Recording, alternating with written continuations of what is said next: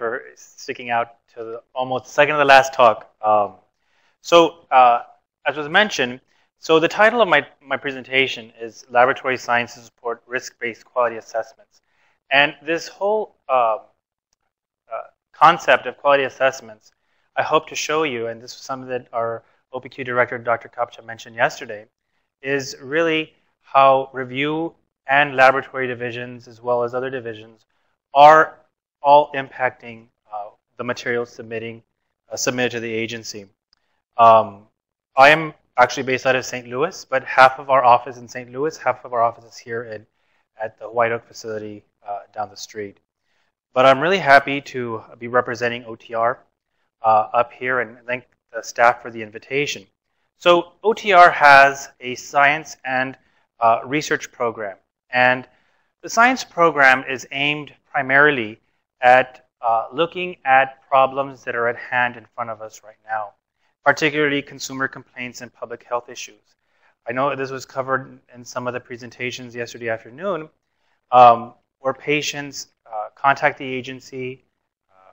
Maybe they claim that a product is not working. Maybe they were taking the brand product. The doctor or the pharmacy switched to the generic brand. It's not working the same. And I think that all of that, once it comes to the agency, sometimes then a laboratory consult is requested. And quite often we're the lab that is charged to look at that. Some of the work also goes to our ORA labs that are spread throughout the country. But our lab in OTR does handle, maybe about 10 or so of these cases a year. Also, we look at public health issues. We concentrate on rapid response and really take pride in trying to get to the problem and find a solution and communicate to our stakeholders in a rapid fashion. The research program is a little bit more forward-looking. So that is aimed at looking at challenges that maybe not in front of us right now, may come down the road tomorrow. And it's very important that we maintain a state of preparedness for such projects going forward. And so OTR and OPQ is really invested in looking at new and emerging technologies, developing advanced analytics, and particularly for trying to stay current with the science to tackle the issues of complex drugs. So in generic drug science, OTR and OPQ work hand in hand with our Office of Generic Drug counterparts. Some of the work that we do as far as laboratory consults goes, method evaluation, we call that method verification. It's a little different from traditional method validation that you may be familiar with. And really, oftentimes, this encompasses maybe a targeted look at some aspects of the analytical package that is submitted to the agency. It's kind of the miracle happens that Bob mentioned in his presentation earlier today. Sometimes we're asked to find out, how did that miracle happen? And so we're looking at certain aspects. And I will just mention that's why also it's very important to provide detailed methods for us to look at as well. We also, our laboratory consults are focused on product quality and pharmaceutical equivalence. And oftentimes the review divisions ask OTR to look at maybe side-by-side comparisons of brand and generic drugs. OTR is also involved in the guidance and standard development, particularly in providing laboratory data. A lot of the guidances that we see on the table outside for those here in the room, for many of those, OTR was requested maybe to provide a lab analyst, a subject matter expert, or maybe to provide some preliminary data as well. And also developing improved testing protocols. So OTR does serve on several of the expert panels, working groups, through our compendial operations in OPQ. And finally, and this really, I think, is where the whole quality assessment concept comes into play, because we perform research, we perform science in the lab, but one of the big aspects and one of the most impactful things that we do as well is to exchange that information with the review divisions. And OTR holds a few, maybe about 5 to 10 workshops with the review divisions per year. Some of it's here in Maryland, some of it's in St. Louis, where we give reviewers the opportunity to do science firsthand with on-the-job, hands-on training. These workshops are about 1 or 2 days, and so it provides kind of a continuing and modernizing aspect to the knowledge base and the review staff as well. And we get feedback, and we really do appreciate that feedback when we do that, because then from a lab perspective, we can better serve our review counterparts' needs. So I'm going to give you really 4 case studies here today. A lot of these are going to be just pretty quick overviews.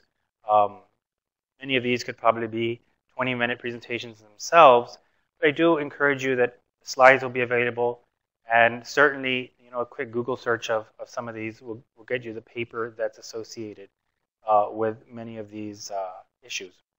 So the first one is a consumer complaints, maybe quality issues in transdermal systems.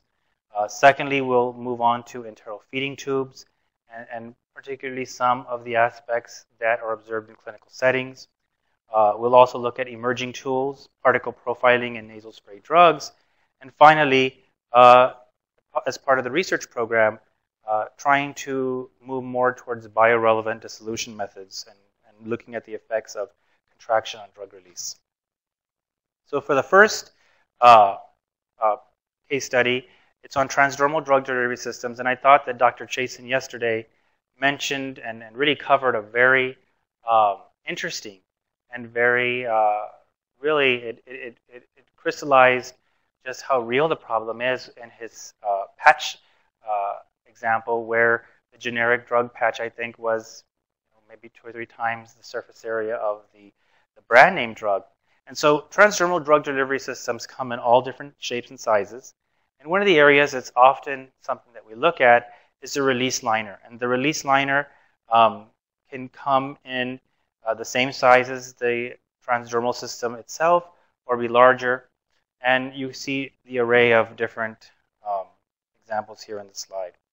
So with release liner studies, OTR has responded to some consumer complaints where the patch won't heal cleanly, or maybe the medication is sticking to the plastic. These are comments that we've had.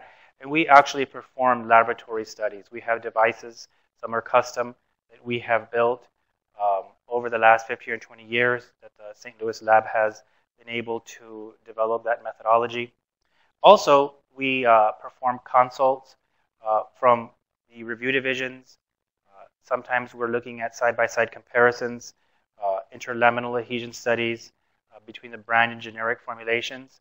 And we're very happy when we hear from the review staff that these studies that we perform in OTR maybe impact maybe some of the communications that the review divisions have with the firms. One of the areas in transdermal drug delivery systems that is our forward-looking area where we're trying to develop enhanced analytical toolbox is in the crystal formation in transdermal systems. So crystals, especially those that the consumer may be able to visually see, which does happen, can be very alarming. And from a quality perspective, this may cause skin irritation, loss of adhesion, reduction in the drug delivery, and maybe an uneven appearance. And so we have seen aspects where we are able to see crystals visibly.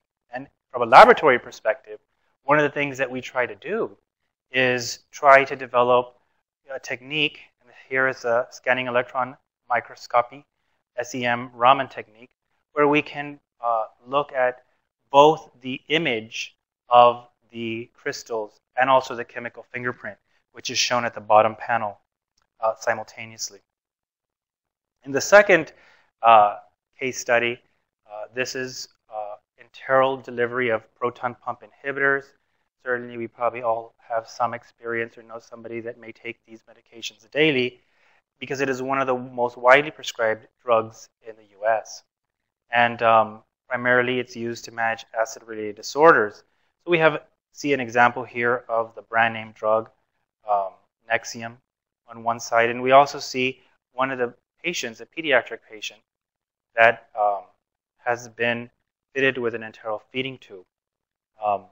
One of the areas that the enteral feeding tubes are used to deliver these type of drugs are for patients such as this infant that we see here that have difficulty swallowing. And so what happens is the granules are emptied into a syringe and then delivered into the tube.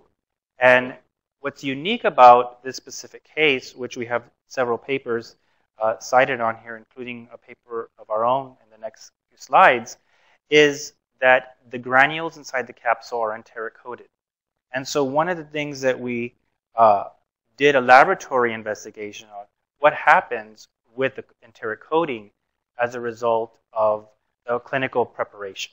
Okay, so with enteral feeding tubes, there are several really key risk factors to consider. And it's more than you think, because in addition to the size, composition, and geometry of the tube, several examples are shown at the bottom of the slide, you also have to consider the syringe used to deliver, and also such innocent or mundane things as the water source. Everybody here, if you come from a different part of the country or from the world, listening on the Adobe Connect, every water source is a little bit different pH, different profiles, and so that plays a role in the whole process. So in the laboratory, what we did is we performed an acid resistance stability study. And we looked at 4 conditions. We looked at DI water, tap water, and DI water and tap water with 15-minute incubation times. And we did that because we wanted to see what is the impact of preparing the syringe and delivering immediately versus preparing the syringe and maybe having a hold time. And so in this plot on the vertical axis is the percent API dissolved. And then we looked at 5 different lots. And all lots passed the acid resistance test when delivered immediately. And you can see those are the small bars that are on the leading edge of all those 5 groups. But 4 out of 6 lots had significant amounts of API released when the 15-minute incubation time was taken into account. And that indicates that the enteric coating is breaking down in the syringe. That may lead to undesired effects, maybe efficacy effects once the product is delivered, if that enteric coating is not able to remain intact. The third case study is something that OTR has been looking at for at least 15, maybe even 20 years, longer than the time that I've been there. So is nasal sprays. And we do have a research program that has looks at inhalation products. And particularly with nasal sprays, one of the critical quality attributes is particle size. So particle size is well known to impact effectiveness and bioequivalence, but at the same time, particle size is not necessarily easily characterized in some of these nasal spray products. Primarily, the active and inactive ingredients coexist in solution, and as was mentioned in several talks too, polymorphic forms and transformations may also play a role. And so one of the tools that we have been working with OGD in collaboration for a few years now is looking at how a automated system, in this case the morphology-directed Raman spectroscopy system, can help perform that characterization. So this is a very interesting system. We have this instrument in St. Louis.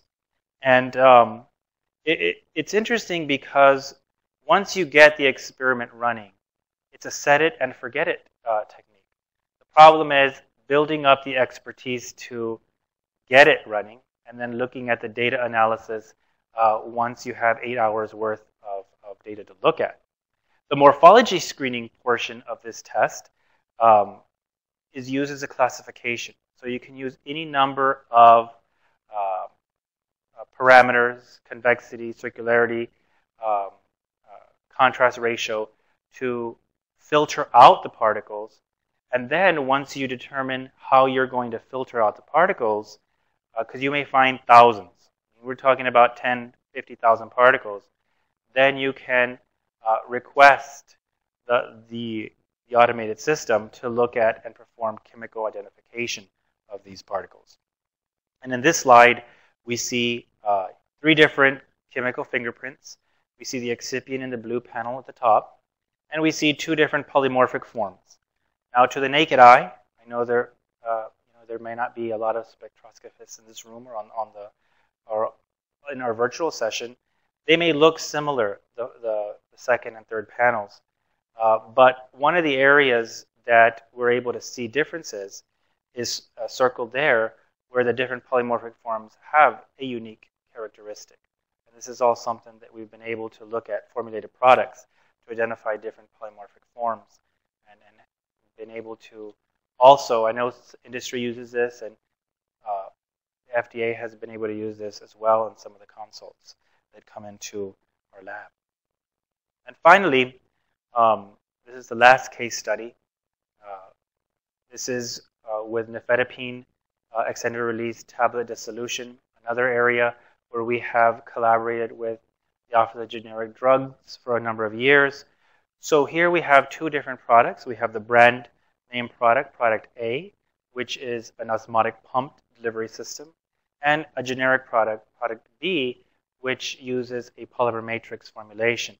You can see there the before and after pictures of the product, and really how product A really remains unchanged as a result of the dissolution run. But polymer B, visually, you can see the polymer has expanded, and in appearance, it's much different. And we looked at the effect of compression, so trying to model GI contraction forces on the 2 products, and we see that in the panel to the right, actually, so product A. It's tricky to being up here saying right and left, so I'm not even going to try doing that. So in the product A panel, you see that whether the contraction force that is delivered is 0.1 grams or 400 grams, there's not a huge difference between the dissolution profile.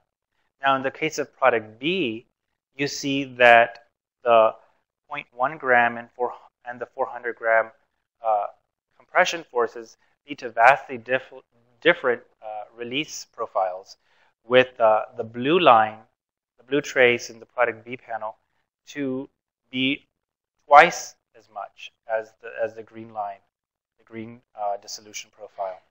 And so what that's indicating to us is for these 2 products, there's a GI contraction dose dumping observed. And this is important information, especially when we're trying to compare generic and brand name products. So I think I'm good on time.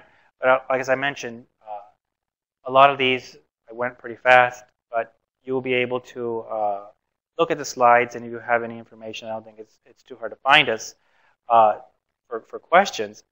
But I really do hope that these 4 case studies show how generic drug science is very important to OTR's work and OPQ and even OGD's work, and we take that very seriously.